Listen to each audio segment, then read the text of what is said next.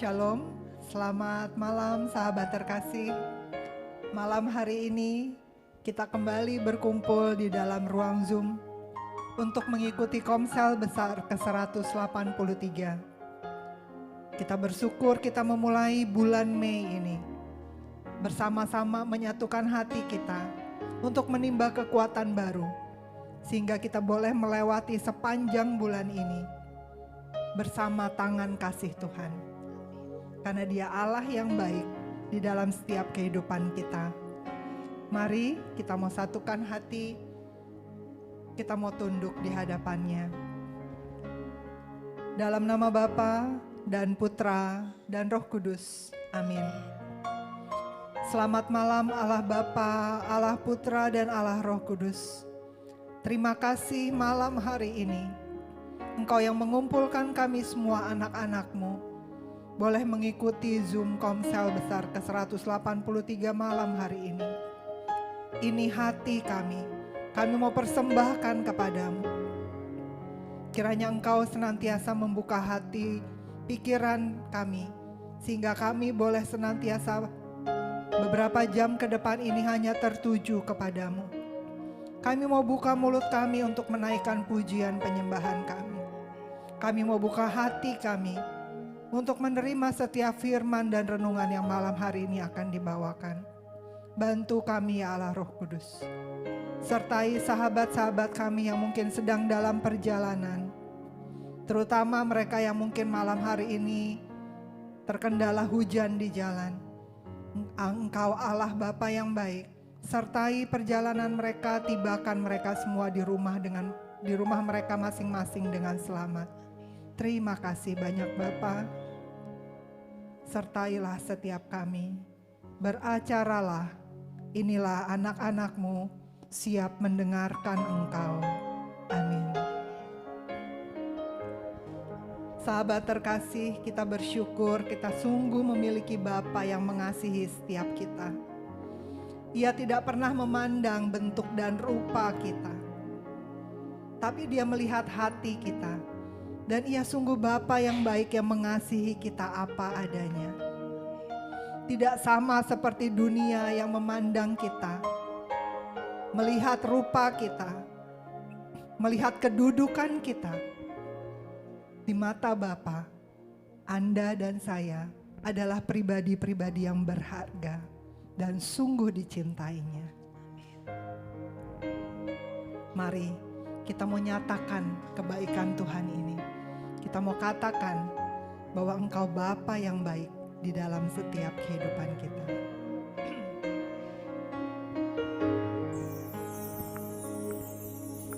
Engkau Bapa yang mengasihiku, tak Kau pandang bentuk dan rupaku. Engkau mengasihiku dengan sepenuh hati, tak pernah sama seperti dunia ini. Engkau Bapa yang mengajariku melewati badai langit biru. Kau yang buatku terbang bagaikan Raja Wali, mengatasi segala pencobaan. Kau Bapa-Ku yang baik, mengerti bahasa tetesan air mata, tak Kau biarkan ku berjalan sendirian. Sebab Kau Bapa-Ku yang baik. Kau Bapa-Ku yang baik, mengerti bahasa tetesan air mata, tak Kau biarkan ku berjalan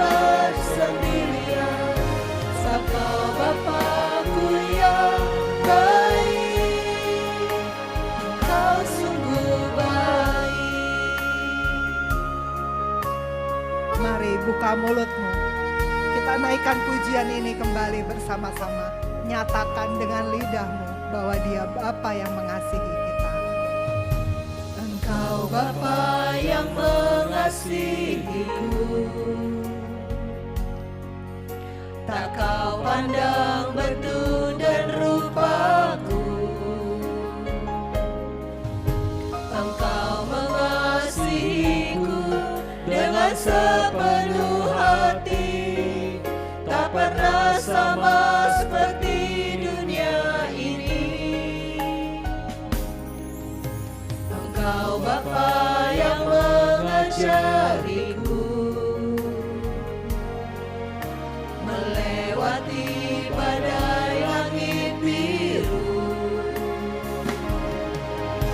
Kau yang buatku terbang bagaikan raja wali, mengatasi segala pencobaan.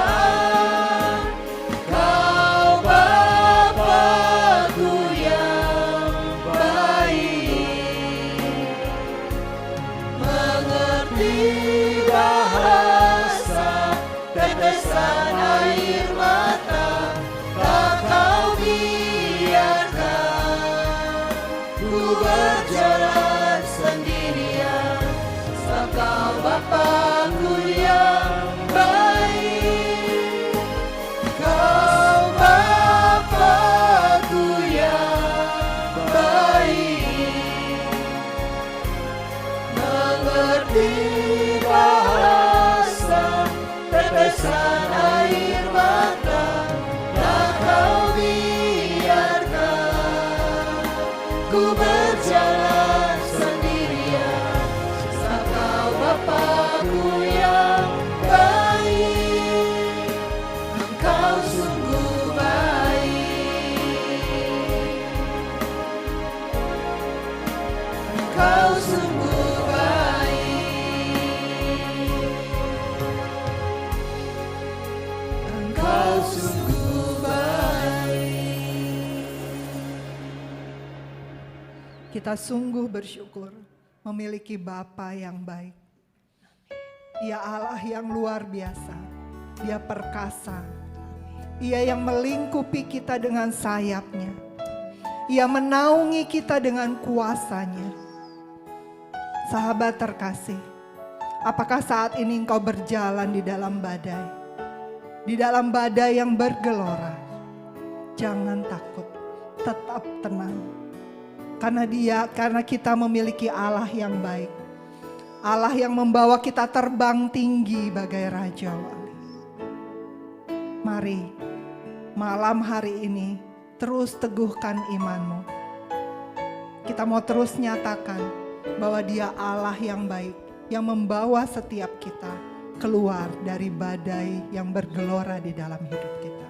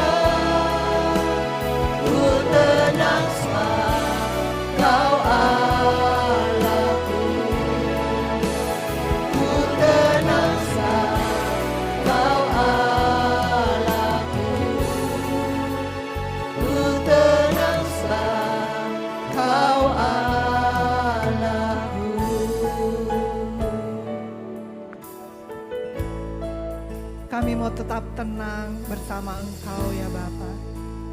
Karena Engkau Allah kami. Engkau yang membawa kami terbang bersama Engkau. Dan kami tahu Engkau adalah pembela kami. Di saat kami dihakimi, di saat kami direndahkan, Engkau Allah yang setia. Engkau menjadi pembela kami. Di saat kami datang dengan kekhawatiran, Engkau Allah yang tetap memelihara kami. Sahabat terkasih, kita memiliki Allah yang luar biasa.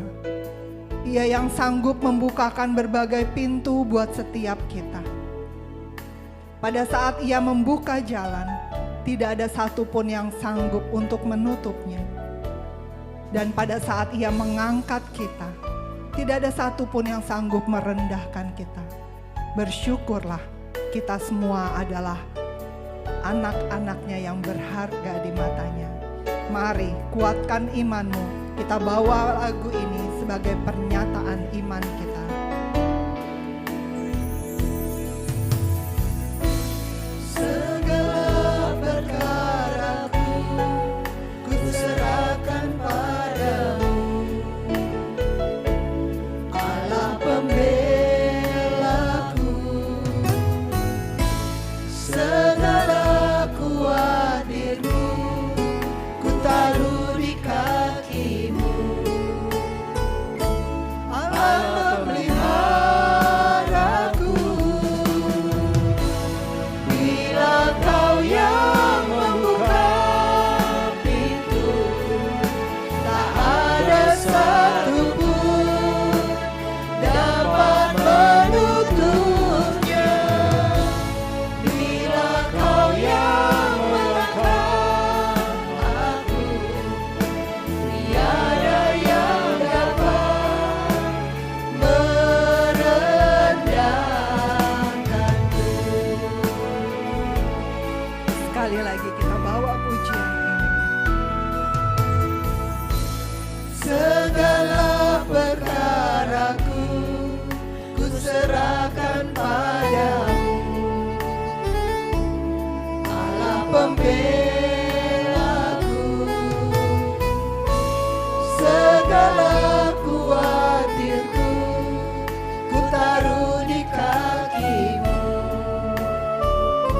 Allah memeliharaku.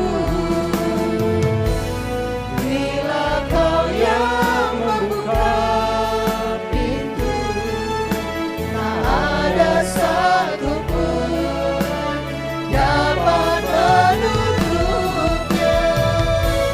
Bila Kau yang mengangkat aku, tiada yang dapat merendahkanku. Bila Kau yang membuka pintu, tak ada satupun dapat menutupnya. Bila Kau yang mengangkat aku, tiada yang dapat merendahkanku. Tiada yang dapat merendahkanku. Tiada yang dapat merendahkanku.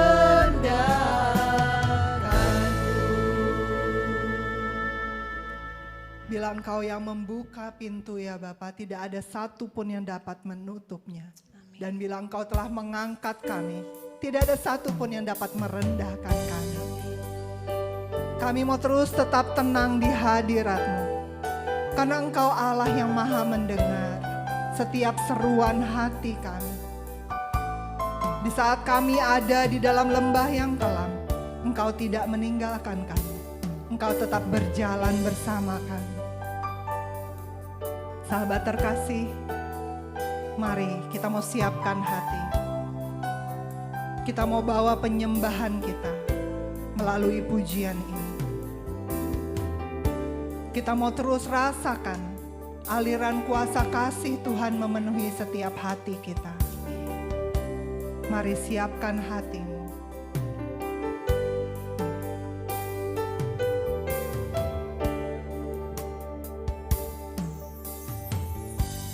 Bapa, Kau mendengar seruan hatiku, tak pernah Kau lepaskan dari kasih-Mu.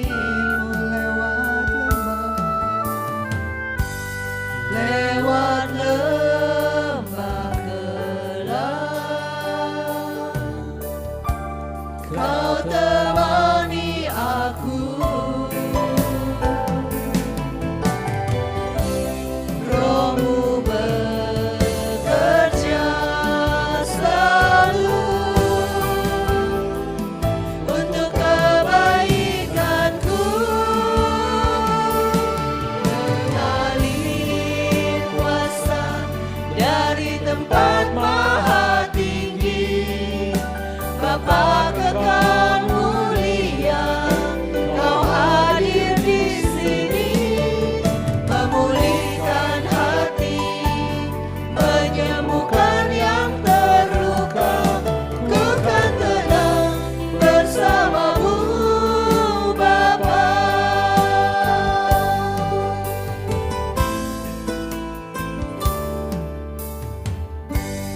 Bapa, Kau mendengar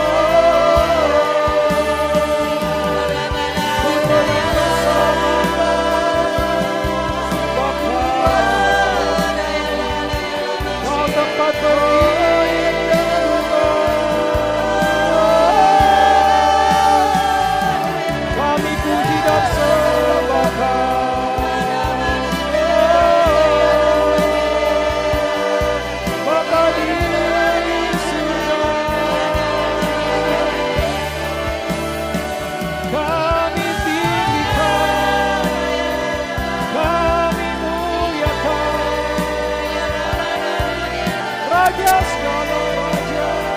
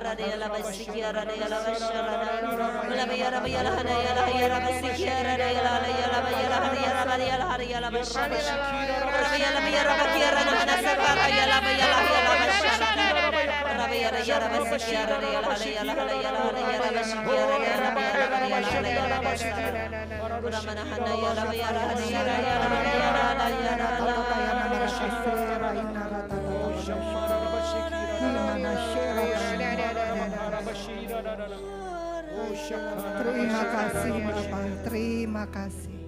Terima kasih untuk kuasa-Mu yang mengalir saat ini di hati kami masing-masing. Terima kasih untuk kuasa yang luar biasa membuat setiap hati kami tenang di tengah badai ini Tuhan. Terima kasih untuk tangan kanan-Mu yang memegang setiap kami dengan perkasa. Terima kasih Bapa, terima kasih. Engkau Allah yang baik, Engkau Allah yang besar, Engkau Allah yang luar biasa. Ini kami anak-anak-Mu Bapa.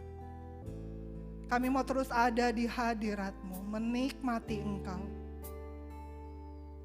Engkau yang sudah mempersiapkan anak-Mu yang terkasih Pak Paulus dan Bu Vila untuk menyampaikan isi hati-Mu bagi setiap kami. Urapi mereka Bapa, kuduskan, sucikan, tahirkan mereka. Agar supaya apa yang disampaikan sungguh berasal daripada-Mu.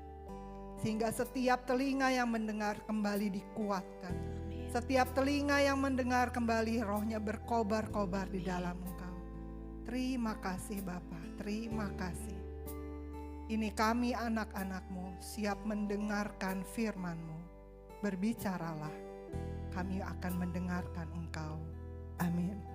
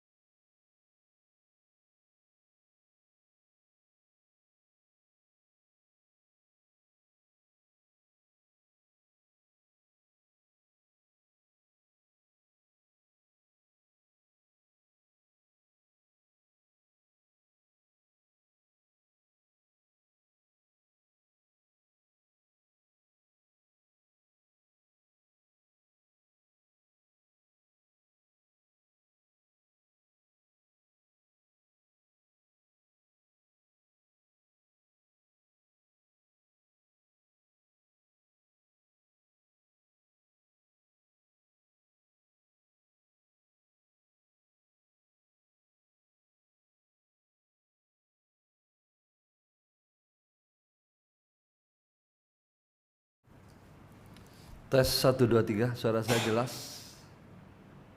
Oke. Selamat malam Bapak Ibu. Saya mengajak kita untuk membuka dari Injil Markus bab 4 ayat ke-35. Markus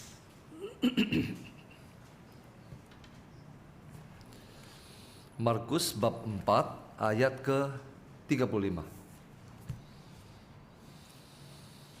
Bapak Ibu, tema kita malam hari ini tentang tenang di tengah badai. Kita sama-sama katakan tenang di tengah badai. Markus bab 4 ayat ke-35. Sudah ketemu? Udah ketemu? Oke, mari kita tundukkan kepala. Terima kasih Bapa, Putra, dan Roh Kudus. Terima kasih Tuhan di saat kami memuji dan menyembah-Mu. Kami merasakan hadirat-Mu. Kami masuk ke ruang Maha Kudus. Dan di dalam ruang yang Maha Kudus, di dalam hadirat-Mu saat ini, kami mau mendengarkan firman-Mu. Singkapkan misteri kerajaan surga bagi kami anak-anak-Mu yang lapar dan haus akan Engkau. Pakai hamba-Mu ini, sembunyikan hamba-Mu ini di belakang salib-Mu. Berfirmanlah Tuhan, kami siap mendengarkan. Amin. Tenang di tengah badai. Bapak Ibu.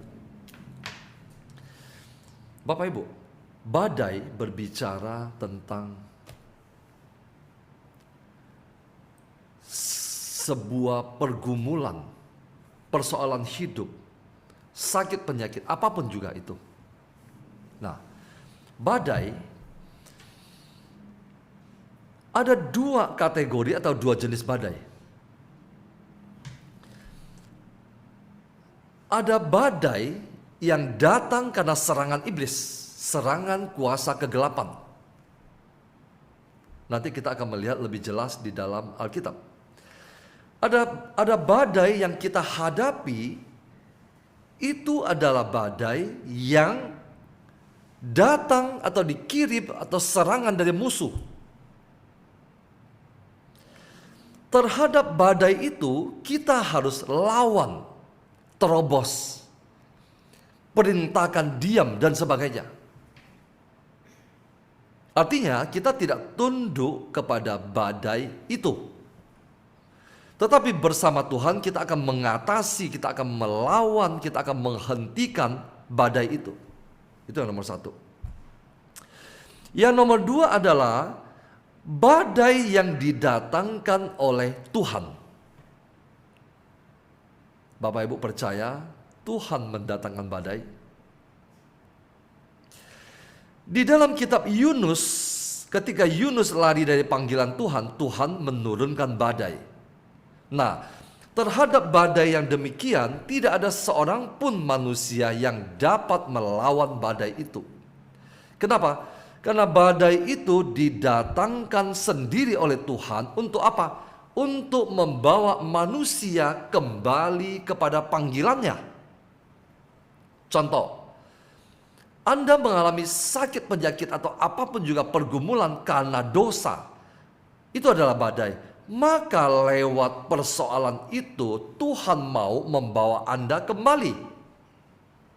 Nah, Anda tidak punya jalan lain selain mengikuti badai itu. Karena badai itu menghadang, terpaksa Anda harus kembali. Nah, badai yang demikian adalah tanda cinta kasih Tuhan kepada kita. Kenapa? Kalau tidak, Anda akan berjalan terus dan Anda akan binasa. Tuhan sengaja menurunkan badai untuk apa? Membelokkan Anda. Nah, banyak orang tidak tahu persoalan ini. Nanti secara spesifik saya akan bawakan di dalam salah satu tema kita. Tapi malam hari ini fokus kita adalah tenang di tengah badai. Oke, mari kita lihat Injil Markus bab 4 ayat ke-35. Tema ini mungkin sudah pernah saya bawain beberapa kali, tetapi setiap kali saya membacanya, saya mendapatkan sesuatu yang baru. Kenapa? Karena tingkat pemahaman kita terhadap firman Tuhan itu berbeda-beda. Saat ini Anda memahami sekian, mungkin 3 bulan lagi, 6 bulan lagi, setahun lagi Anda memahami lebih banyak. Nah, Tuhan mewahyukan sesuatu kepada kita sesuai dengan tingkat level iman kita untuk menerima firman itu. Jadi, setiap perikop yang sudah Anda baca berulang-ulang kali, jangan bosan. Oke.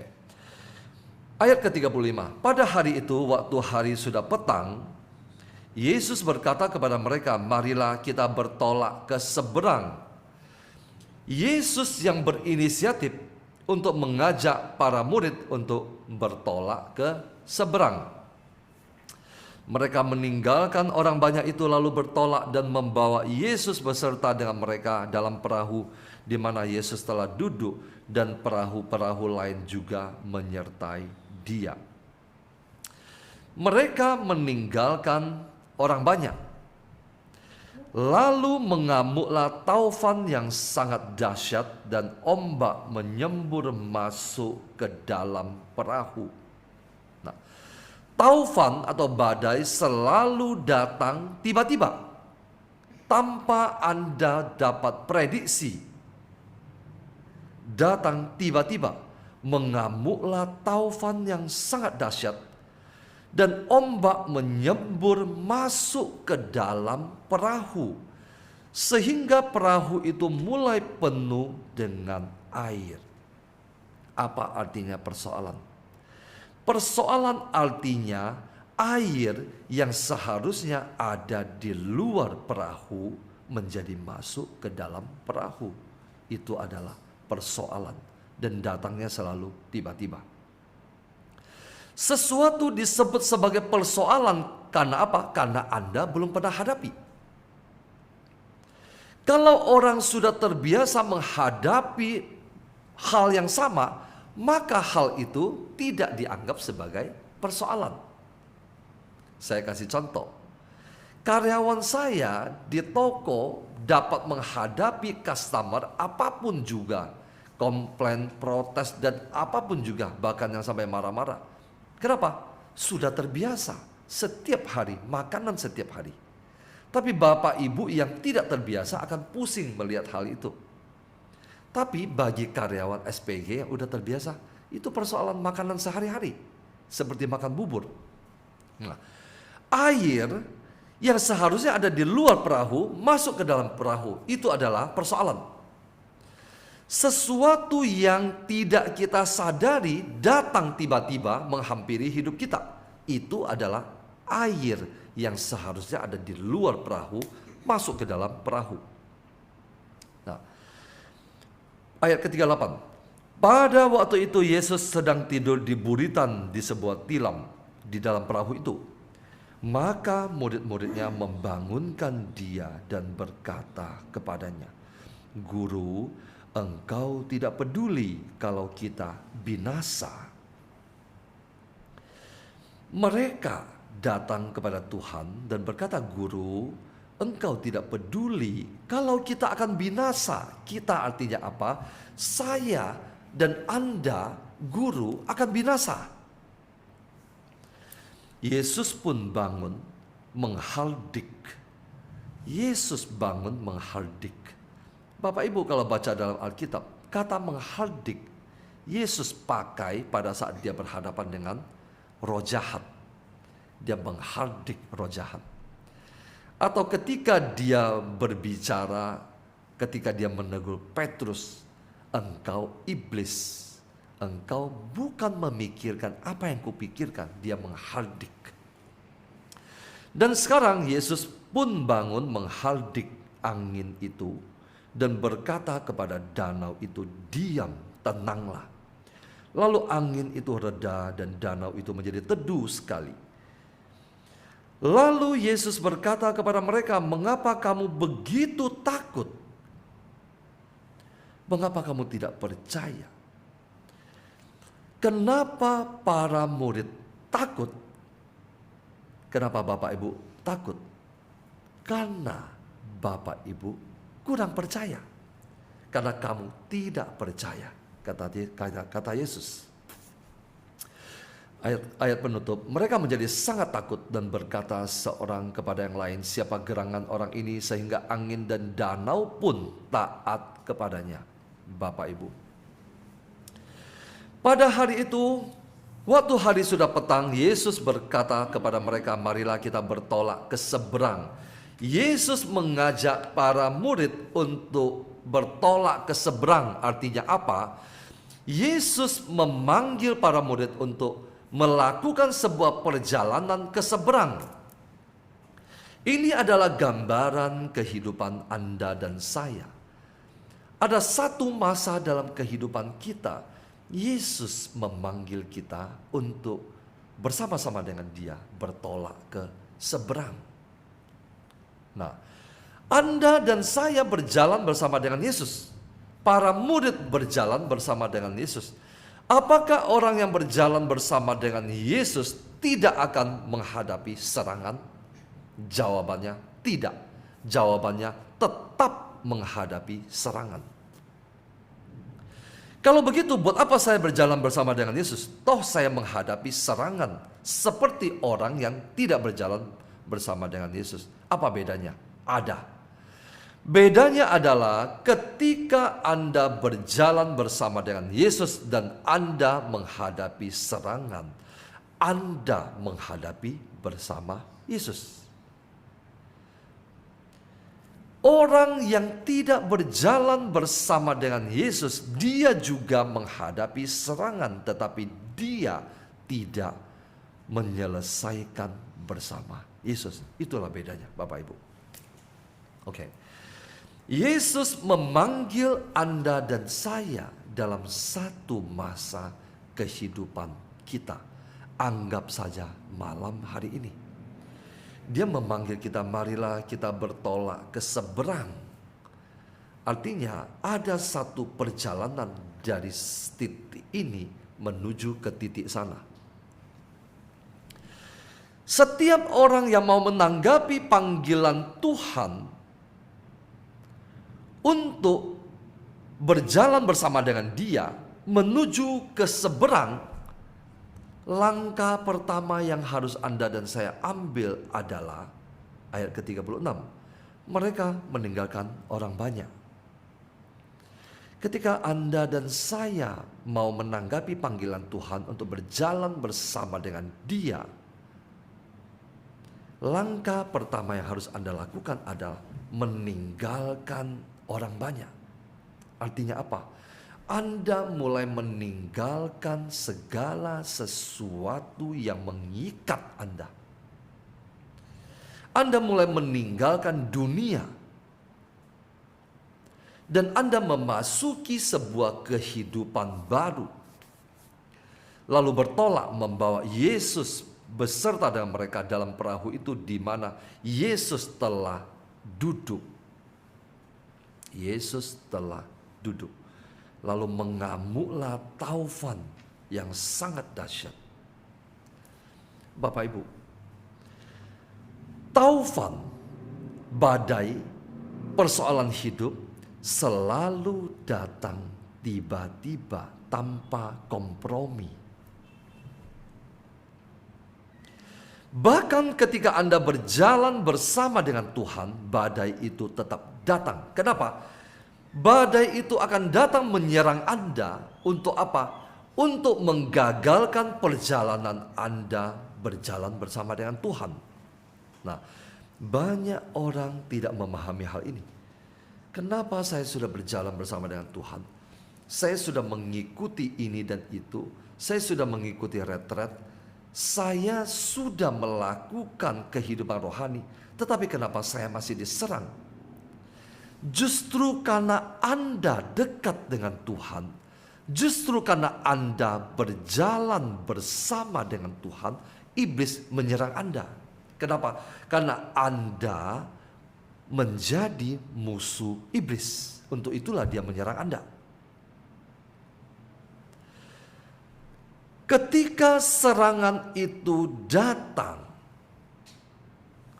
para murid berlari kepada Tuhan. Tindakan ini tepat. tidak salah. Tindakan ini tepat, tidak salah.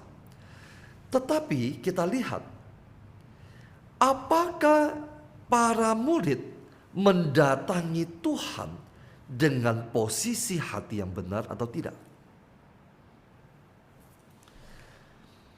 Pada waktu itu Yesus sedang tidur di buritan di sebuah tilam, maka murid-muridnya membangunkan dia dan berkata kepadanya, "Guru, engkau tidak peduli kalau kita binasa." Ketika badai datang, taufan datang, para murid datang kepada Yesus. Tindakan itu betul, benar, tidak salah. Tetapi pemahaman para murid terhadap Yesus belum tepat. Oke, saya akan kasih gambaran. Yesus berjalan bersama dengan para murid. Dan Yesus tidur di dalam perahu, sedangkan perahu itu mengalami taufan yang sangat dahsyat. Artinya perahu itu mengalami bahaya yang akan mengancam nyawa. Pertanyaannya, kenapa Yesus tetap dapat tidur dengan tenang di dalam perahu itu? Karena Yesus percaya akan Bapanya.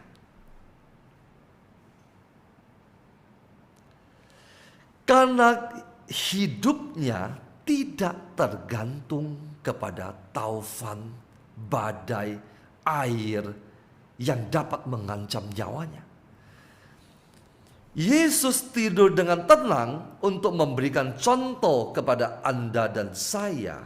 Dia percaya kepada penyelenggaraan ilahi. Artinya apa? Percaya 100% kepada Bapanya. Yesus tidur di dalam perahu memberikan contoh kepada Anda dan saya untuk percaya kepada Dia. Percaya. Anda boleh mengalami taufan, badai, apapun juga dalam kehidupan Anda sekarang ini. Sakit penyakit. Rasul Paulus mengatakan, adakah yang dapat memisahkan aku dari kasih Kristus? Penderitaankah? Kesesakankah? Sakit penyakitkah? Kematiankah? Tidak ada. Kalau tidak ada sesuatu apapun juga yang dapat memisahkan kita dari kasih Kristus, pertanyaannya, kenapa Anda dan saya harus takut? Oke. Anda dan saya takut karena Anda dan saya tidak menyadari atau tidak melihat Yesus di dalam kehidupan kita saat ini. Betul? Nah, sebelum saya masuk ke situ, saya akan memberikan sebuah gambaran dari perikop ini.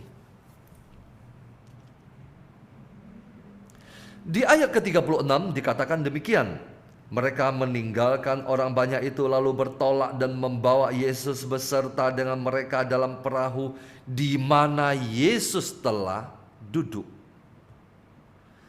Jadi yang pertama yang Yesus lakukan ketika dia masuk ke dalam perahu adalah dia duduk.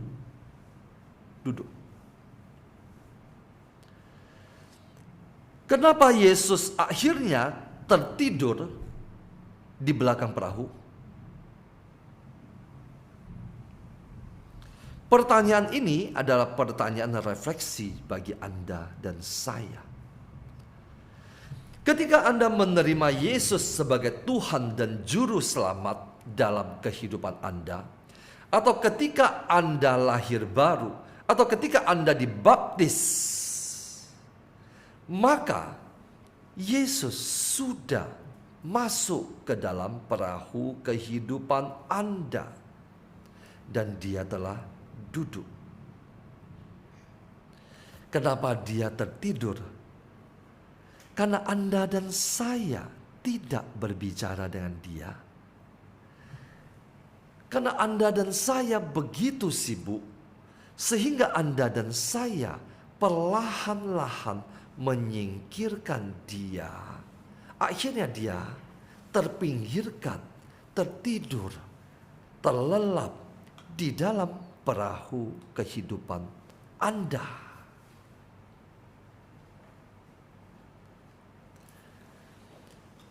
Yesus tidak lagi menjadi sentral di dalam perahu kehidupan Anda. Ketika dia duduk, dia ingin berbicara dengan Anda. Apa itu doa? Doa adalah Anda berbicara dengan Tuhan. Kenapa Anda dan saya harus memiliki kehidupan doa? Kenapa kami harus memiliki kehidupan doa 1 hari 2 sampai 3 jam secara pribadi? Karena kami tetap mau menempatkan posisi sentral Yesus duduk di dalam kehidupan kita.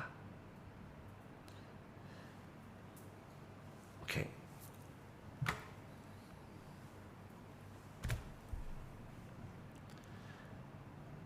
Supaya tetap tenang di tengah badai, percaya kepada Yesus yang ada bersama dengan kita. Betul? Kenapa Yesus tetap tenang, tetap tidur dengan lelap padahal ada badai? Karena dia percaya sama Bapaknya. Kenapa para murid tidak tenang, ketakutan ketika ada badai? Karena dia melihat Yesus tertidur. Kenapa Yesus tertidur? Karena mereka, tanda kutip, menyingkirkan dia. Sibuk satu sama lain. Tidak berbicara dengan Yesus. Seandainya mereka berbicara, berdialog, berdiskusi dengan Yesus, pada saat Yesus duduk di tengah perahu itu, saya sangat yakin Yesus tidak akan tertidur. Betul, Bapak Ibu? Seandainya Yesus tidak tertidur, perlukah para murid memberitahukan kepada dia bahwa sedang ada badai, taufan, gelombang, ombak, air masuk ke dalam? Tidak perlu. Kenapa? Dia tahu, karena dia duduk bersama dengan Anda, dia mengalami apapun yang Anda alami. Betul? Oke. Para murid takut karena tidak percaya bahwa Yesus bersama dengan mereka. Nah, sekarang kita, supaya Anda dan saya tetap tenang di tengah badai, percaya Yesus ada bersama dengan kita. Tapi bukankah Yesus tidak kelihatan? Ketika Anda tidak melihat, Anda tidak mendengar, pakai iman Anda.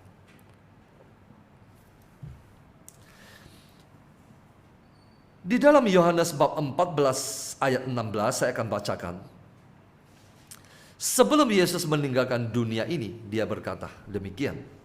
Aku akan minta kepada Bapa, dan ia akan memberikan kepadamu seorang penolong yang lain, supaya ia menyertai kamu selama-lamanya. Siapa penolong itu? Jawabannya, yaitu Roh kebenaran. Apa itu Roh kebenaran? Roh Kudus. Dunia tidak dapat menerima dia, sebab dunia tidak melihat dia dan tidak mengenal dia. Tetapi kamu mengenal dia, sebab ia menyertai kamu dan akan diam di dalam kamu. Sekarang kita tidak dapat berdalih atau tidak dapat mengatakan Tuhan tidak menyertai saya atau Tuhan tidak kelihatan. Yesus sesudah bangkit pada hari ketiga, kemudian nanti kita akan merayakan kenaikan Tuhan, dia kembali ke surga. Kemudian pada hari ke-50 sesudah kebangkitan dia, Roh Kudus turun. Yesus katakan, Roh kebenaran, Sang Penolong akan menyertai kamu selama-lamanya. Artinya apa? Selama-lamanya. Kalau Yesus katakan Roh Kudus dicurahkan tinggal di dalam hati kita selama-lamanya, berarti selama-lamanya. Kecuali Anda mendukakan atau melakukan dosa berat, Dia akan tetap tinggal di dalam diri kita selama-lamanya dan akan menyertai kamu dan diam di dalam kamu. Ini adalah janji Tuhan. Artinya, sebagai orang percaya, Anda dan saya percaya bahwa Roh Kudus menyertai kita, tinggal di dalam hati kita, menyertai setiap hari perjalanan kita.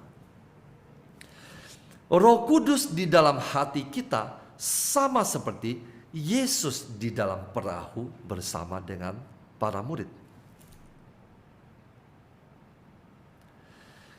Kalau Anda dan saya percaya bahwa Roh Kudus ada di dalam kita, maka Anda dan saya dapat menghadapi badai situasi apapun juga dan seharusnya tetap tenang.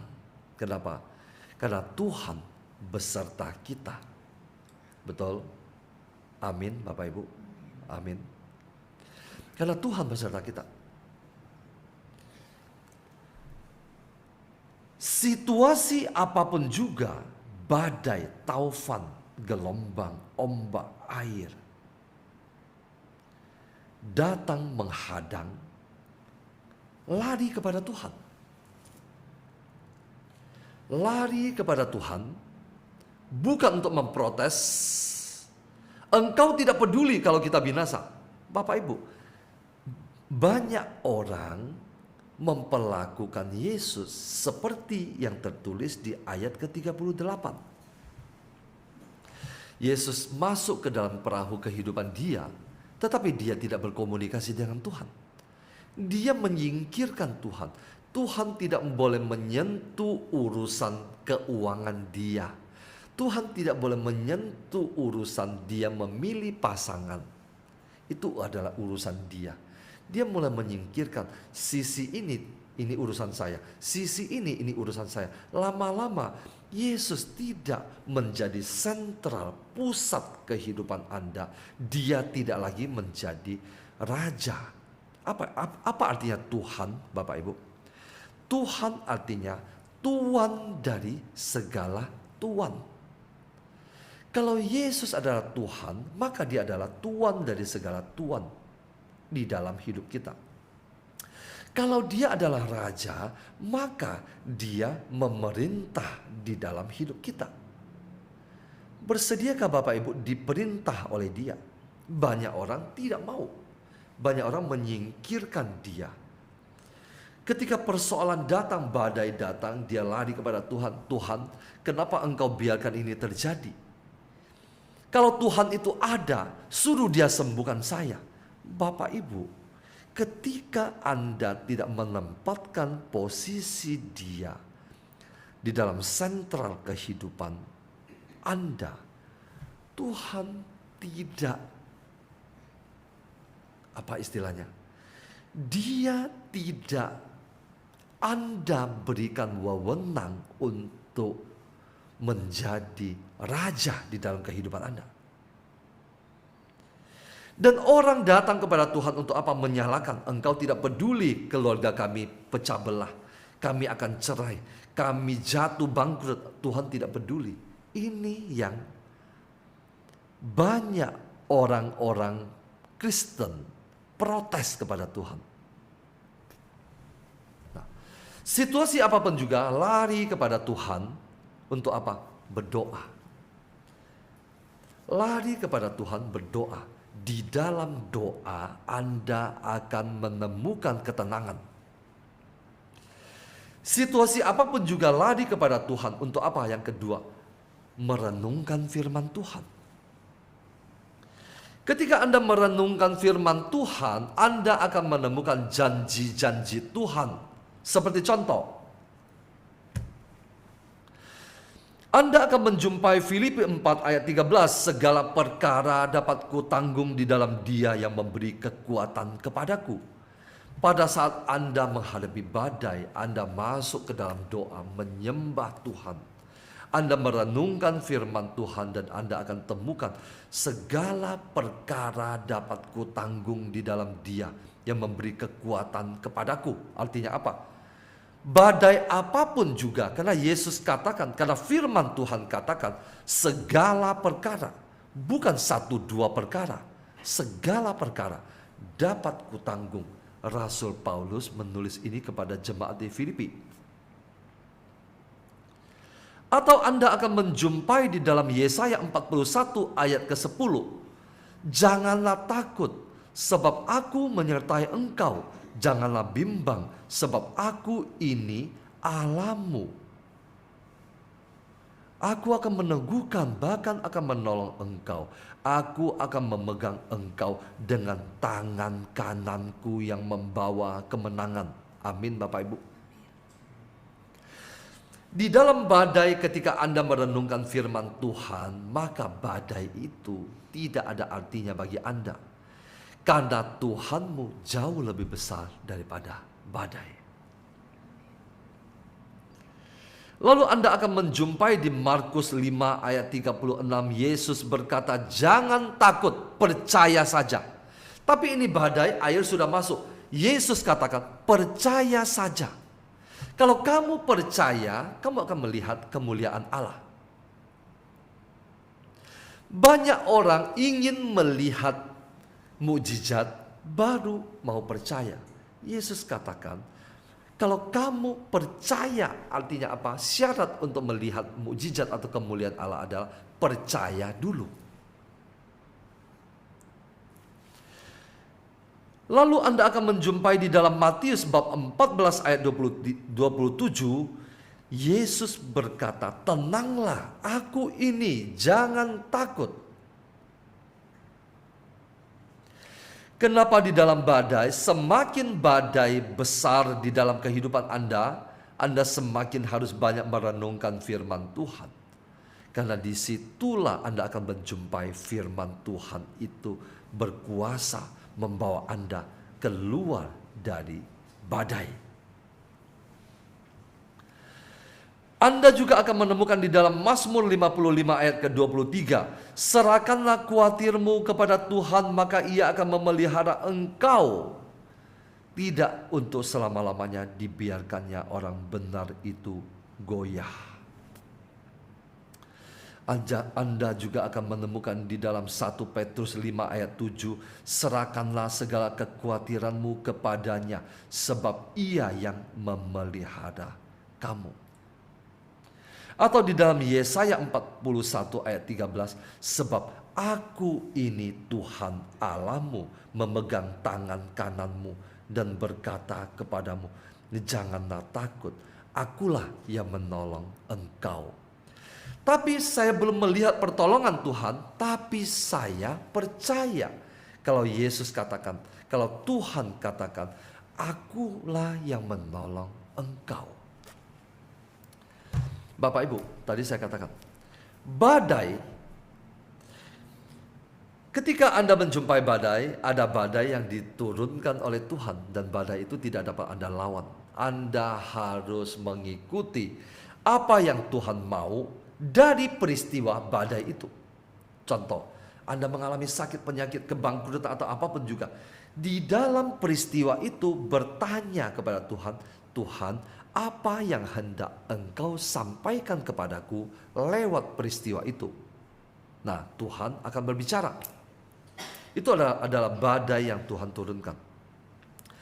Tetapi badai yang menyerang Anda karena Anda berjalan bersama dengan Tuhan, maka itu adalah serangan dari kuasa kegelapan yang hendak membuat Anda berbalik arah. Padahal tujuan Anda adalah berjalan bersama dengan Tuhan ke seberang. Bapak Ibu, saat ini Anda dan saya berjalan bersama dengan Tuhan ke seberang. Bukan berarti berjalan bersama dengan Tuhan tanpa tantangan. Daud berkata, di dalam lembah kekelaman aku tidak takut bahaya. Artinya apa? Dia berjalan bersama dengan Tuhan dan dia tetap diizinkan masuk ke dalam lembah kekelaman. Daud, tetapi dia tidak takut bahaya karena dia tahu bersama dengan siapa dia berjalan. Nah, ketika kita menghadapi badai semacam ini, apa yang harus kita lakukan? Perkuat kehidupan rohani Anda. Perkuat manusia roh Anda. Kenapa? Karena Anda dan saya harus seperti Yesus berbicara kepada badai itu. Diam, tenang. Kita harus memerintahkan badai itu untuk diam dan tenang. Tenang di tengah badai. Apa yang Bapak Ibu lakukan? Pertama, percaya bahwa Tuhan bersama dengan Anda. Apapun badai yang Anda hadapi, datang kepada Tuhan, berdoa, merenungkan firman Tuhan.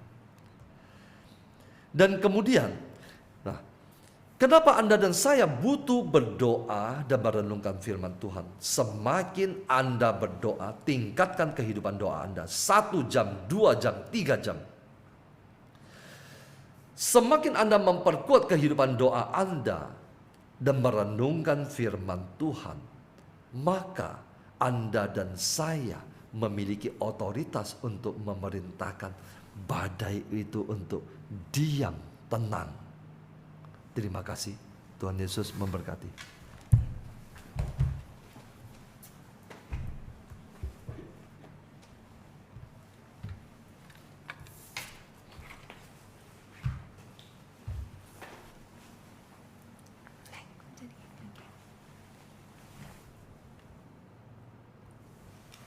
Shalom. Saya lanjutkan, tenang di tengah badai. Suara saya jelas? Oke. Apakah orang yang makin dekat dengan Tuhan makin tidak ada badai? Jawabannya tidak. Terus mengapa kita harus terus mencari Tuhan kalau begitu? Kita ikut Tuhan, kita setiap Jumat rajin komsel, kita retret, kita ikut Tuhan bukan supaya tidak ada badai. Tetapi supaya saat badai itu datang, Anda tetap tidak tergoncang. Imanmu tetap berdiri teguh. Ada kekuatan ilahi yang Tuhan berikan di dalam setiap badai yang Anda lewati. Sehingga dalam setiap badai, Anda akan berjalan dalam kemenangan. Ketika Anda melewati sebuah badai, Anda sudah tidak sama lagi. Posisi iman Anda ketika Anda lulus sebuah badai, sebuah ujian, posisi iman Anda sudah tidak sama lagi. Anda naik level. Jadi, badai tidak bisa dihindari walaupun kita dekat dengan Tuhan. Keruntuhan iman atau hidup seseorang bukan terletak kepada seberapa besar badai yang menghantam dia, tetapi responnya di dalam menghadapi badai kehidupan. Kita melihat banyak rumah tangga, banyak pasangan yang berhasil di dalam pernikahan mereka sampai akhir, sampai maut memisahkan. Itu bukan berarti badainya lebih kecil. Atau ada orang yang hidup dalam kekudusan sampai akhir. Bukan karena badainya kecil, tetapi mereka berhasil melewati badai demi badai. Dan mereka semakin sempurna di dalam iman. Tema malam ini, tenang di tengah badai. Pertanyaannya, bagaimana caranya tenang di tengah badai? Sebagai anak-anak Tuhan, Tuhan tidak membiarkan kita berjalan sendirian menghadapi kehidupan ini. Ada janji Allah yang selalu kita percaya, karena Dia pribadi yang sungguh bisa dipercaya. Kalau Dia yang berkata mencintaimu dan membuktikan mati di kayu salib untukmu dan untukku, masih tidak bisa dipercaya, seluruh di dunia ini manusia tidak ada lagi yang bisa kita percaya. Ada janji Allah yang bisa kita percaya di dalam Yesaya 41 ayat 10. Tadi Pak Paulus sudah bacakan. Janganlah takut sebab aku menyertai engkau. Janganlah bimbang sebab aku ini Allahmu. Aku akan meneguhkan, bahkan akan menolong engkau. Aku akan memegang engkau dengan tangan kananku yang membawa kemenangan. Ini janji Tuhan bagi setiap kita yang menghadapi badai. Ayat ini sangat meneguhkan saya tahun lalu. Saat panggilan hidup saya digoncang untuk terus melayani di KPH. Banyaknya persoalan yang datang membuat saya benar-benar merasa tidak sanggup untuk berjalan terus. Badai diizinkan Tuhan. Tetapi di situ iblis juga memainkan perannya. Lewat badai, iblis juga datang untuk mengacaukan fokus kita kepada Tuhan. Menghalangi kita untuk sampai ke tujuan akhir, yaitu rencana ilahi. Supaya kita belok dari rencana Tuhan. Itu cara iblis bekerja di tengah badai. Supaya kita tidak sampai kepada tujuan. Saat itu saya tidak tahu apa yang harus saya lakukan saat badai itu datang. Saya tidak melihat ada pertolongan di dunia. Tidak ada pembelaan. Tetapi Tuhan meneguhkan saya lewat firman tadi. Dia sendiri, Dia berjanji memberi saya pertolongan. Saya imani ayat ini. Saat itu tentu saya belum melihat pertolongan itu. Bagaimana Dia akan menolong saya? Tetapi di saat saya percaya, Dia selalu membawa saya melihat kemenangan demi kemenangan. Sehingga Anda bisa lihat kami dan tim KPH hari ini masih bisa melayani sampai hari ini. Ini tanda kemenangan. Tanda badai itu tidak bisa menghancurkan komunitas ini. Banyak badai yang kami alami yang tidak bisa saya sharingkan di sini, tetapi percayalah. Tidak ada orang yang luput dari badai. Seberapapun Anda dekat dengan Tuhan, ada badai di dalam kehidupan kita. Kita semua, KPH tetap hidup dan bisa berjalan sampai hari ini karena Allah yang setia itu yang berjanji. Dan Dia selalu menepati janjinya karena pertolongannya. Makanya kita masih bisa tetap berdiri teguh hari ini.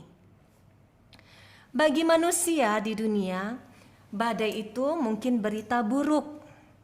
Badai itu musibah. Tetapi bagi anak-anak Tuhan, badai kehidupan itu adalah batu loncatan iman. Tanpa badai, tanpa ujian kehidupan, Anda dan saya tidak bisa naik level iman. Dulu, saat kami masih tinggal di Bali, kami sering jalan pagi, olahraga di pantai. Sambil berjalan, saya kadang suka berkomunikasi dengan Tuhan. Saya ngobrol, saya suka mendengarkan Dia dalam keheningan, menikmati alam itu. Banyak turis di sana, mereka suka pantai Bali karena ombaknya. Banyak yang berselancar, surfing dengan papannya masing-masing. Tema malam ini tenang di tengah badai, mengingatkan saya pada pemain-pemain surfing itu. Seorang pemain surfing, dia harus tenang dan tidak takut kepada ombak, baru bisa berdiri di atas papan selancar itu. Selama kakinya goyang-goyang, dia tidak bisa berdiri dengan stabil, dia tidak akan pernah bisa memainkan selancarnya.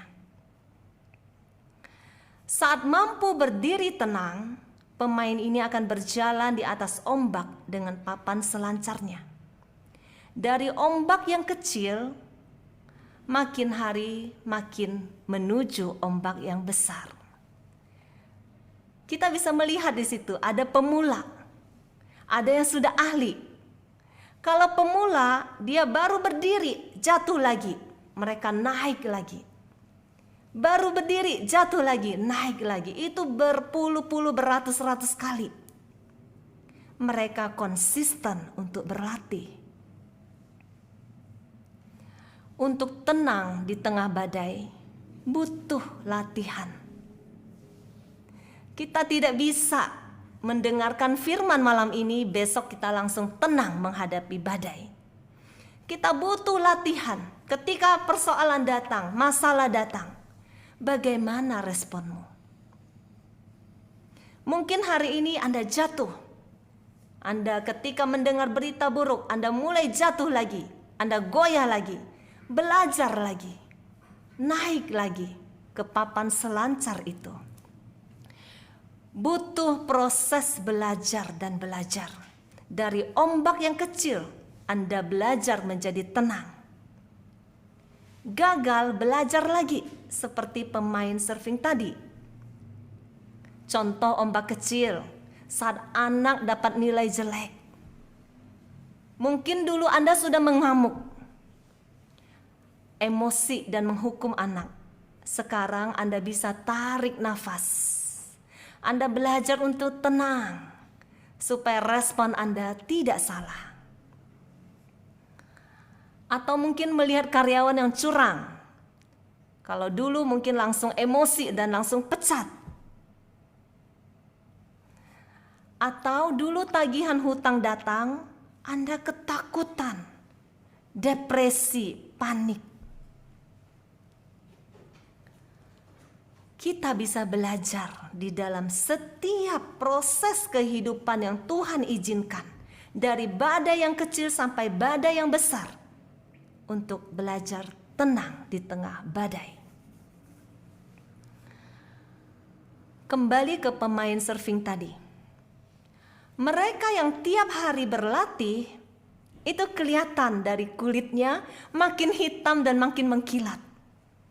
Saya kalau membedakan mereka, kalau yang masih putih, masih mulus, itu pasti pemula. Itu pasti jatuh bangun. Tapi kalau udah yang kulitnya udah hitam mengkilap, itu udah ahli mereka. Seperti itu juga kita. Ketika Anda masih belajar di dalam menghadapi badai kehidupan, beda dengan Anda yang sudah ahli berjalan dengan tenang di tengah badai. Emas itu kelihatan. Semakin tinggi ombaknya bagi pemain surfing tadi, semakin memukau permainan surfingnya. Sehingga orang-orang yang di pinggir pantai itu juga melihat keindahan. Melihat keindahan dari pemain-pemain ini. Hari itu Tuhan berbicara banyak mengajari saya tentang badai kehidupan. Tenang dan menguasai diri adalah kunci untuk berdiri di papan selancar. Untuk menguasai ombak dan menari di atas badai kehidupan seperti seorang pemain surfing tadi, kita juga harus belajar menguasai diri dan tenang. Setelah bisa tenang, kita baru bisa berdiri teguh, baru bisa menari di dalam badai. Laut yang tidak ada ombaknya bagi pecinta surfing itu membosankan. Semakin tinggi ombaknya, semakin mereka tertantang untuk memainkan selancarnya. Untuk tidak putus asa dan selalu bisa melihat sisi positif dari kehidupan ini, kita harus belajar melihat kehidupan ini seperti pecinta surfing tadi. Jangan melihat ombak kehidupan di satu sisi saja sebagai musibah. Tapi lihat dari kacamata Tuhan. Setiap ombak punya keindahannya. Setiap badai yang Tuhan izinkan terjadi, selalu ada keindahannya di dalam hidup kita. Jika Anda tidak percaya, coba renungkan. Renungkan perjalanan hidup Anda. Bukankah badai persoalan yang membawa Anda semakin terbang tinggi bersama Tuhan? Setiap badai ada keindahannya. Ada orang-orang yang bisa menikmati dan memanfaatkan badai dan ombak itu. Ada keindahan lewat setiap badai. Begitu juga dengan badai kehidupan, tidak selalu sisi menghancurkan kita. Tetapi bagi anak-anak Tuhan, itu selalu menjadi kendaraan yang menghantarmu naik dan naik ke tempat yang lebih tinggi.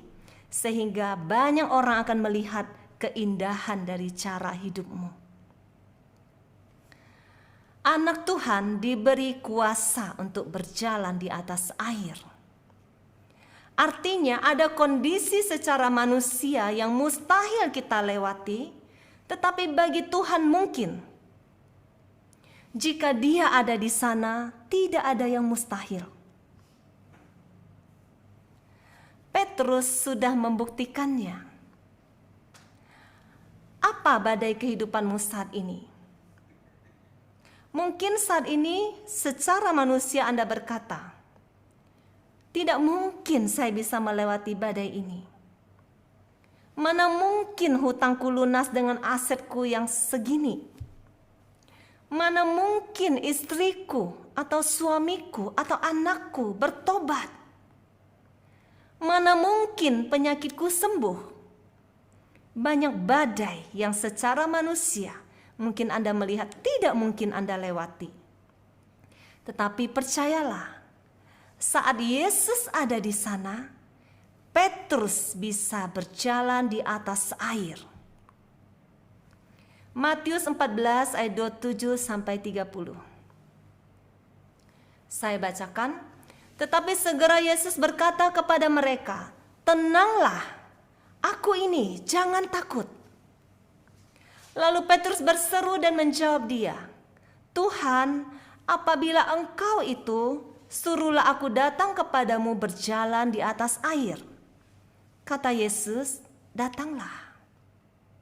Maka Petrus turun dari perahu dan berjalan di atas air mendapatkan Yesus.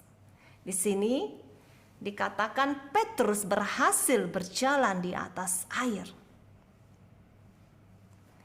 Tetapi ketika dirasanya tiupan angin, takutlah ia dan mulai tenggelam lalu berteriak, "Tuhan, tolonglah aku."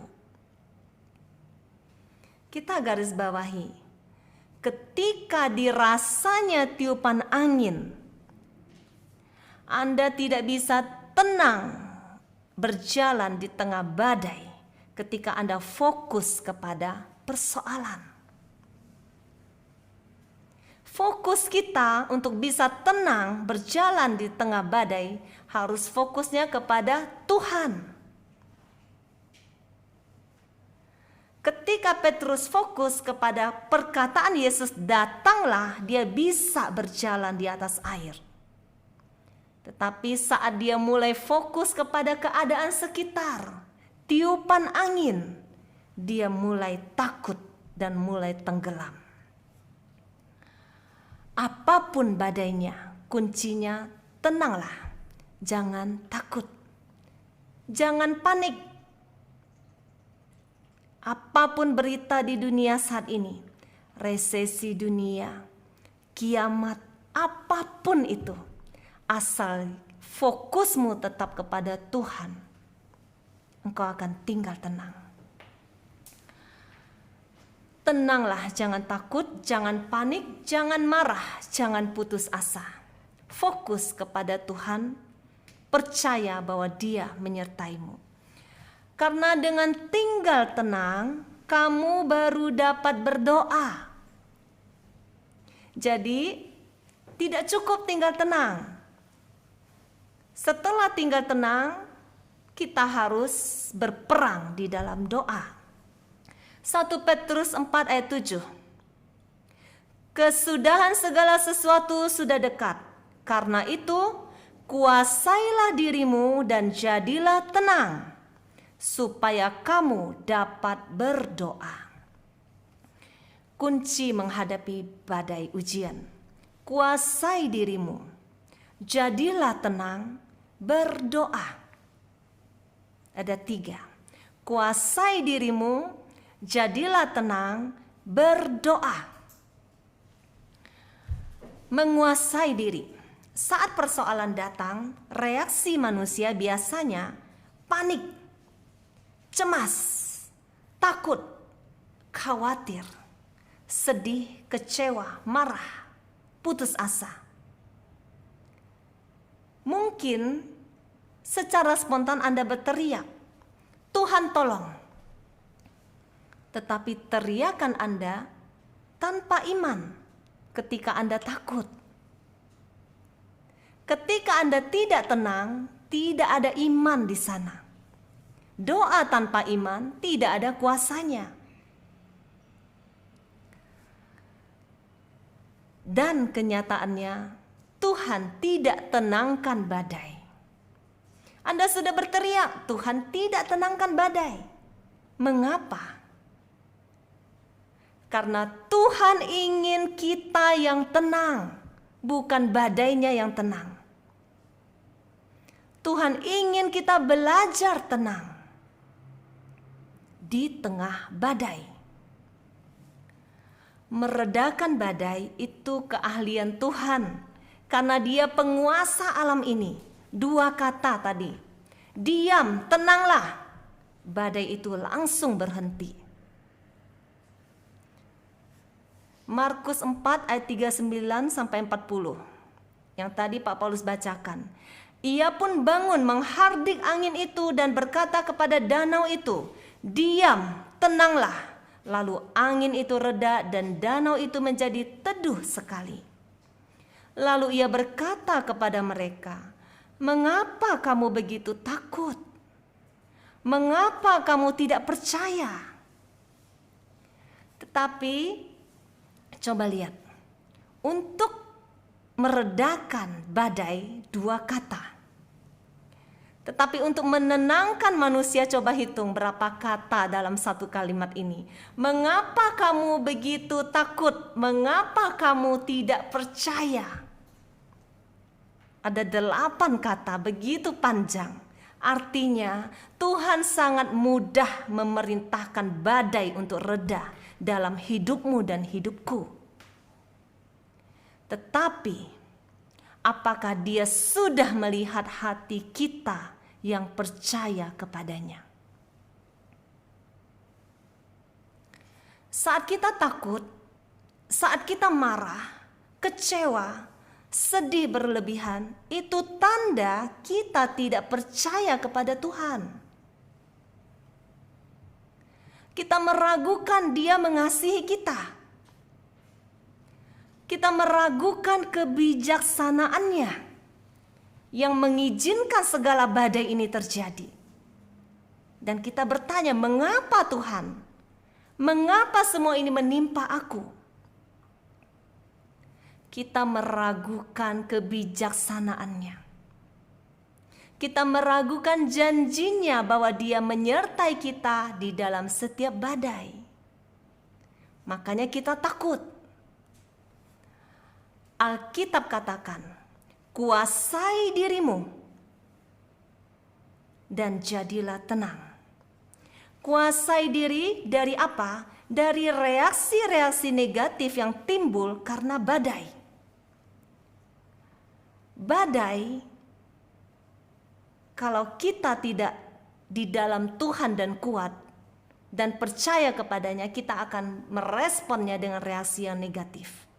Disitulah iblis bekerja. Dari reaksi-reaksi negatif itu, kita harus menguasai diri, terutama lewat perkataan. Jaga mulut kita. lebih baik Anda diam daripada yang keluar dari mulut Anda adalah perkataan-perkataan negatif yang bukan datang dari Tuhan. Penuh kemarahan, penuh emosi, penuh dengan kutuk, bahasa kebun binatang. Belajar menguasai diri, jadilah tenang. Amsal 29 ayat 11 berkata, orang bebal melampiaskan seluruh amarahnya, tetapi orang bijak akhirnya meredakannya. Saat intimidasi ketakutan menyerang pikiran kita, kita harus kembali kepada firman. Bagaimana janji Tuhan atas penyertaannya dalam hidup kita? Memang tidak mudah untuk tenang di saat badai datang. Butuh latihan, dan latihan. Jangan putus asa ketika Anda belum berhasil tenang. Seperti pemain surfing tadi, latihan terus sampai Anda tenang. Tanpa ketenangan, Anda tidak mungkin bisa lulus ujian badai itu. Kita dulu sekolah, ingat ya, waktu kita sekolah dulu tuh ada ujian. Di ruangan kelas ditulis, harap tenang ada ujian. Harap tenang ada ujian. Begitu juga saat ujian kehidupan, kita butuh tenang. Cara untuk kita tenang, kalau kita mengenal siapa Bapa kita. Lewat firman Tuhan, kita mengenal siapa Allah kita yang sesungguhnya. Siapa kita di hatinya. Kalau kita tahu betapa Dia mengasihi kita, kita bisa tinggal tenang di dalam badai. Kita bisa tenang saat kita percaya ada Bapa di surga yang melihat, memperhatikan setiap apapun yang kita alami. Bapa yang tidak membiarkan kita berjalan sendiri. Saat ujian berlangsung dibutuhkan ketenangan, karena disitulah letaknya kekuatan. Yesaya 30 ayat 15 berkata, dalam tinggal tenang dan percaya terletak kekuatanmu. Dalam tinggal tenang dan percaya terletak kekuatanmu. Semakin Anda bereaksi atas badai ujian kehidupan ini dengan reaksi yang negatif, semakin dahsyat badai itu menghantammu. Yang tadinya mungkin cuma badai kecil sebenarnya, yang cuma mungkin menghempaskanmu. Tetapi kalau responmu salah, badai itu bisa menenggelamkanmu. Tenang artinya diam, damai, teduh. Untuk bisa tenang harus bisa menguasai diri dan mengalahkan reaksi-reaksi tadi. Mengapa butuh tenang? Alkitab katakan supaya kamu dapat berdoa.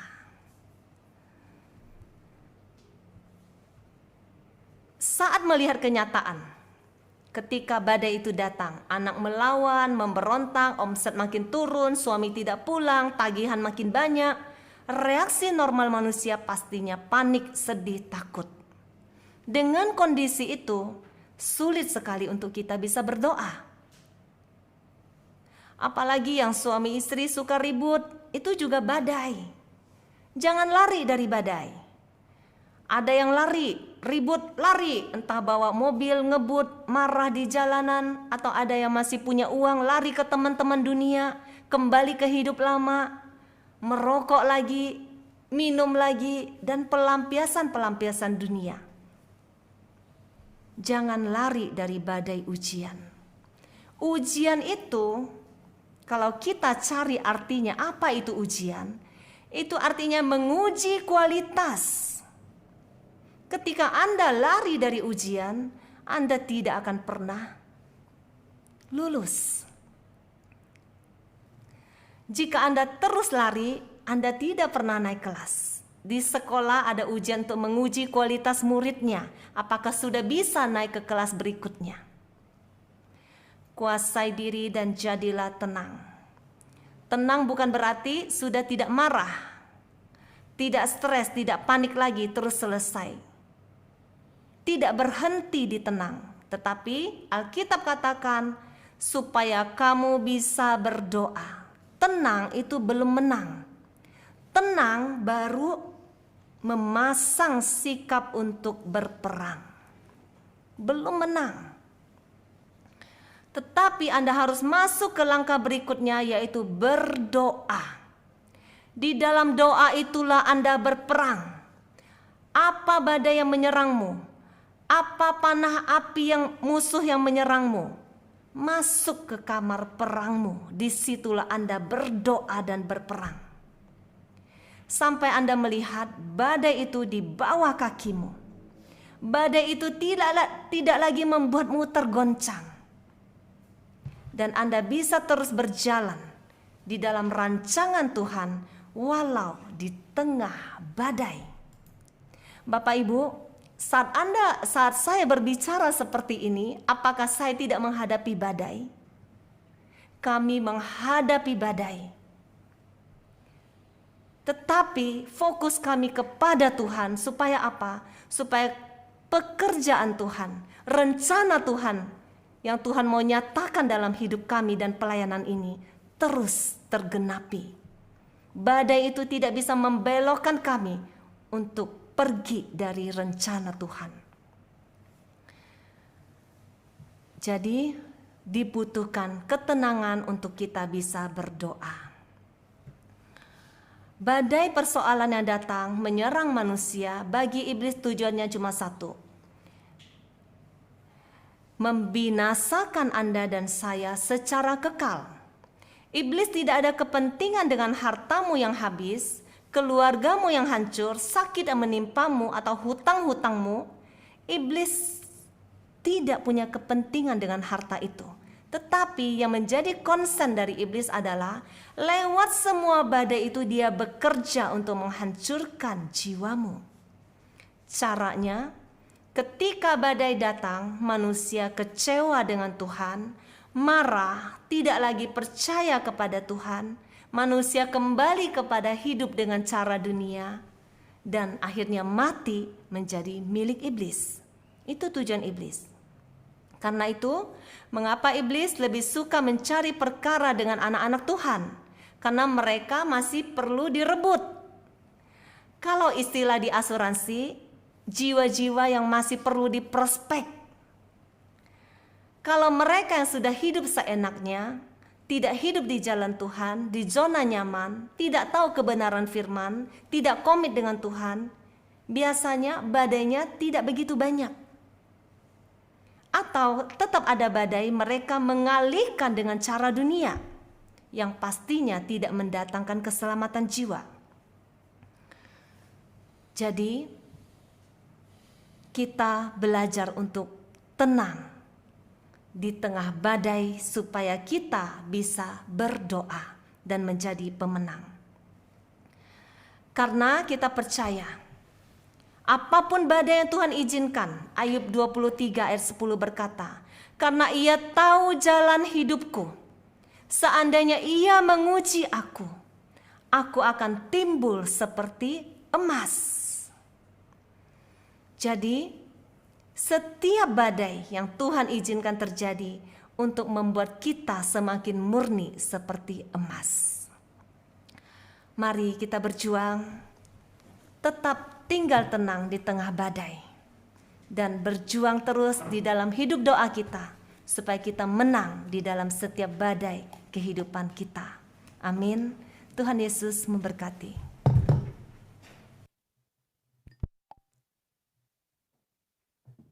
Kita masuk hadirat Tuhan.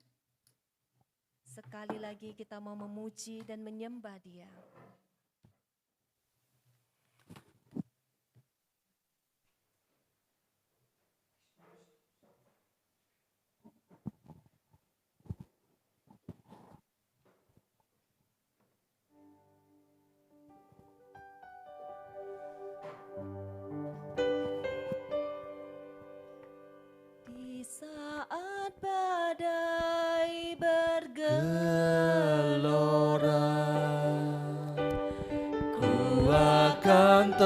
terbang bersamamu. Bapa, Kau Raja atas semesta. Ku tenang sebab Kau Allahku. Di saat badai bergelora, ku akan terbang bersamamu. Bapa, Kau Raja atas semesta. Ku tenang sebab Kau Allahku. Di saat badai bergelora, ku akan terbang bersamamu. Bapa, Kau Raja atas semesta. Ku tenang sebab Kau Allahku. Ku tenang sebab Kau Allahku. Ku tenang sebab Kau Allahku.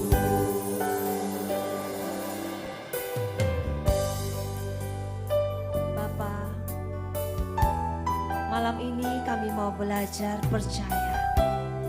Kami mau tinggal tenang di dalam setiap badai kehidupan kami. Karena kami memiliki Engkau, Bapa yang mengasihi kami. Bapa yang mendengar setiap seruan hati kami. Bapa yang tidak pernah melepaskan kami. Bapa, Kau mendengar.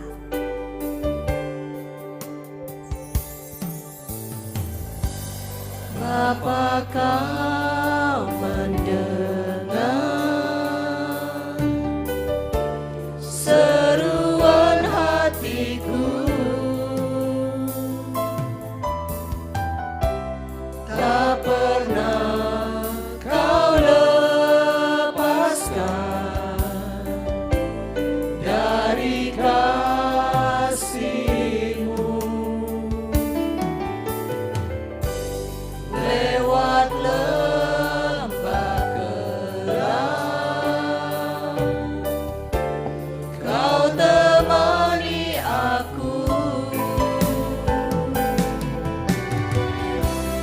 Roh-Mu bekerja selalu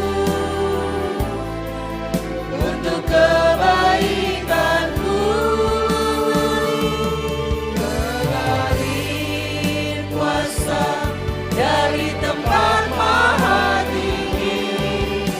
Bapa kekal mulia, Kau hadir di sini, memulihkan hati, menyembuhkan yang terluka. Ku kan tenang bersama-Mu, Bapa. Mengalir kuasa dari tempat maha tinggi. Bapa kekal mulia, Kau hadir di sini, memulihkan hati, menyembuhkan yang terluka. Ku kan tenang bersama-Mu, Bapa. Mengalir kuasa dari tempat maha tinggi. Bapa kekal mulia, Kau hadir di sini, memulihkan hati, menyembuhkan yang terluka. Ku kan tenang bersama-Mu, Bapa. Ku kan tenang bersama-Mu, Bapa. Ku kan tenang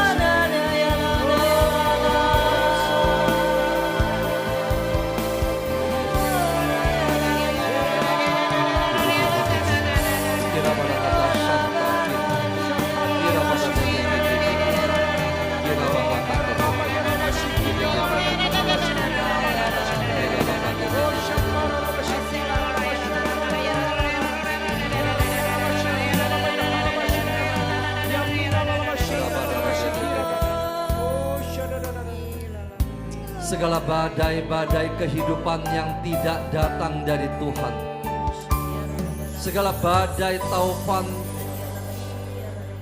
yang datang karena serangan musuh untuk membelokkan perjalanan kita bersama Tuhan. Saat ini, segala badai-badai itu dengan otoritas nama Tuhan Yesus Kristus,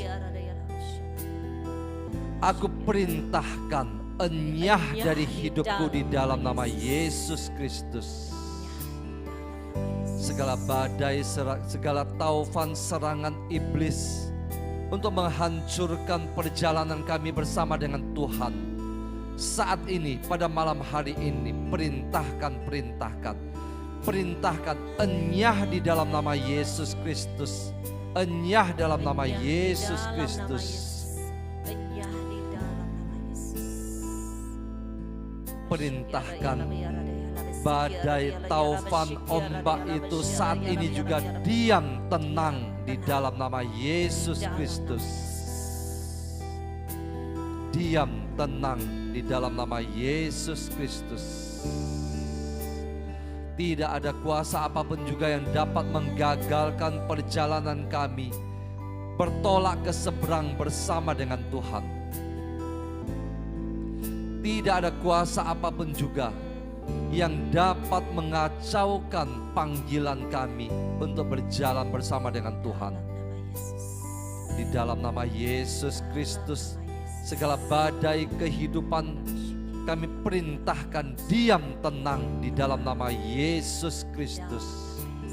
Badai yang menggoncangkan keluargamu, badai yang menggoncangkan tubuhmu lewat sakit penyakit, badai yang mengguncangkan pekerjaanmu, mata pencaharianmu, badai yang mengguncangkan pelayananmu yang tidak berasal daripada Tuhan, perintahkan saat ini juga diam tenang di dalam nama Yesus Kristus. Ira baranata santa kinata, ira baranata santa kinata, ira de ira baranata santa kinata. Terima kasih Tuhan, terima kasih Tuhan, terima kasih Tuhan. Di awal bulan Mei ini, kami mau serahkan bulan yang baru ini Tuhan. Kami serahkan ke dalam tangan-Mu. Di bulan ini Tuhan, kami akan melihat mukjizat terjadi karena kami percaya kepada-Mu. Kalau kamu percaya, kamu akan melihat kemuliaan Allah. Amin. Di bulan ini kami percaya kepadamu Tuhan, maka kami akan melihat mukjizat terjadi. Amin. Pemulihan keluarga terjadi. Amin. Pemulihan dalam keuangan terjadi. Dalam nama Yesus. Pemulihan kesehatanmu terjadi. Amin. Kami akan memasuki bulan ini berjalan bersama dengan Engkau Tuhan. Biarlah Roh Kudus memimpin kami, menuntun kami dalam setiap langkah kami. Roh Kudus di dalam hati kami, ibarat Yesus di dalam perahu bersama dengan para murid. Oh Tuhan, kuasai hidup kami. Jadilah Tuhan atas hidup kami. Jadilah Raja di dalam kehidupan kami. Kami tidak mau berjalan tanpa Engkau Tuhan. Kami memasuki bulan yang baru ini bersama dengan Engkau. Di bulan ini kami serahkan seluruh hidup kami, segala rencana kami, setiap planning kami, rancangan kami, biarlah berjalan sesuai selaras dengan rencana dan rancangan Tuhan. Tidak ada apapun juga yang kami rancangkan Tuhan yang muncul dari pikiran kami di bulan ini, tetapi semua itu karena sesuai dengan kehendak-Mu. Terima kasih Tuhan, berkati kami semua Tuhan. Apapun yang kami lakukan di bulan ini Tuhan, Engkau berkati. Apapun yang kami tabur Tuhan, kami akan menuainya Tuhan. Engkau berkati setiap anak-anak-Mu di bulan ini. Berkati kesehatan mereka. Segala sakit penyakit yang menyerang tubuh anak-anak-Mu pada malam hari ini, di dalam nama Yesus Kristus kami mau perintahkan sakit penyakit enyah dari tubuh kami. Enyah dari tubuh kami. Perintahkan sakit penyakit enyah dari tubuh-Mu. Segala sakit penyakit aku perintahkan enyah dari tubuhku. Tubuhku adalah bait suci Roh Kudus, bukan tempat tinggal sakit penyakit. Kami perintahkan sakit penyakit enyah dari tubuhku di dalam nama Yesus Kristus. Terima kasih Tuhan, terima kasih Tuhan, terima kasih Tuhan. Berikan kepada kami Tuhan damai, sejahtera dan sukacita.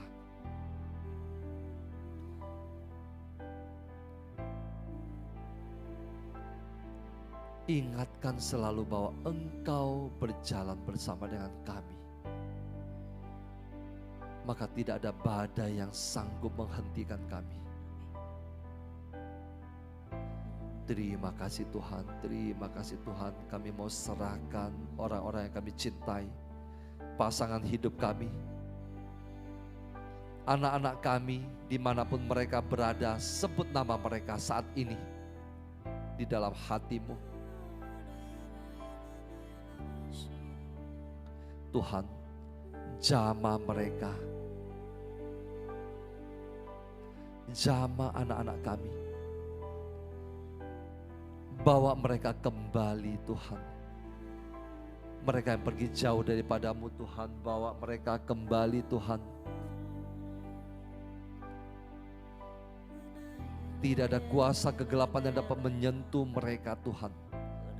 Segala serangan-serangan musuh kami mau patahkan di dalam nama Yesus Kristus yang menyerang anak-anak kami. Pasangan hidup yang pergi jauh, bawa kembali Tuhan. Segala jalan-jalan yang tertutup saat ini buka Tuhan. Buka terobosan-terobosan baru bagi kami. segala awan-awan gelap yang menutupi bisnis usaha rezeki kami. Kami mau perintahkan awan-awan gelap itu terangkat di dalam nama Yesus Kristus. Terima kasih Tuhan, kami percaya keluarga kami diberkati, anak-anak kami diberkati, pekerjaan kami diberkati, keuangan kami diberkati, pelayanan kami diberkati, kesehatan kami diberkati di dalam nama Yesus Kristus. Terima kasih Tuhan, Kau berkati setiap anak-anak-Mu Tuhan satu persatu yang hadir pada malam hari ini. Engkau berkati satu persatu Tuhan. Engkau tahu segala pergumulan hidup mereka Tuhan. Engkau tahu segala pergumulan hidup mereka Tuhan. Tidak ada satu pun yang Engkau lewatkan Tuhan, yang terikat oleh kuasa kegelapan saat ini. Segala kuasa kegelapan kami patahkan, kami hancurkan di dalam nama Yesus Kristus. Tuhan, secara khusus pada malam hari ini kami mengucap syukur dan terima kasih Tuhan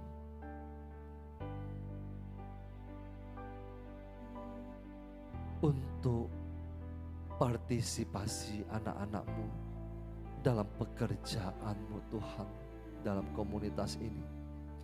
Engkau memberkati mereka Tuhan, yang ikut ambil bagian dalam pekerjaan-Mu Tuhan, untuk memberikan persembahan. Berkati mereka Tuhan, tangan-tangan mereka Tuhan yang memberikan persembahan misi, persembahan kasih, juga persembahan untuk kebutuhan kantor pelayanan ini Tuhan. Engkau berkati mereka Tuhan. Engkau berkati niat mereka, hati mereka yang tulus Tuhan, yang ikut ambil bagian. Engkau tahu mereka Tuhan, tangan-tangan yang memberi Tuhan. Tidak ada satu pun yang Engkau lewatkan. Engkau berkati mereka. Engkau berikan kepada mereka benih-benih untuk menabur. Dan mereka akan menuai dengan hasil yang berlipat-lipat ganda. Karena mereka ambil bagian di dalam pekerjaan-Mu Tuhan. Terima kasih Tuhan. Kami persembahkan juga Tuhan untuk rencana kami ke depan. Biarlah Engkau memanggil banyak jiwa-jiwa untuk ambil bagian, untuk mensupport pelayanan ini. Sehingga banyak pelayan-pelayan yang full time yang akan melayani di dalam komunitas ini Tuhan. Terima kasih Tuhan, terima kasih Tuhan, terima kasih Tuhan. Berkati kami semua di bulan Mei ini. Kami akan berjalan, para malaikat akan menyertai kami berjalan di hadapan kami. Roh Kudus akan menuntun kami. Api Roh-Mu akan mengelilingi kami, membakar, menyala-nyala tubuh, jiwa, dan roh kami. Tidak ada kuasa kegelapan yang dapat menyentuh kami di bulan ini, di dalam nama Yesus Kristus. Terima kasih Tuhan.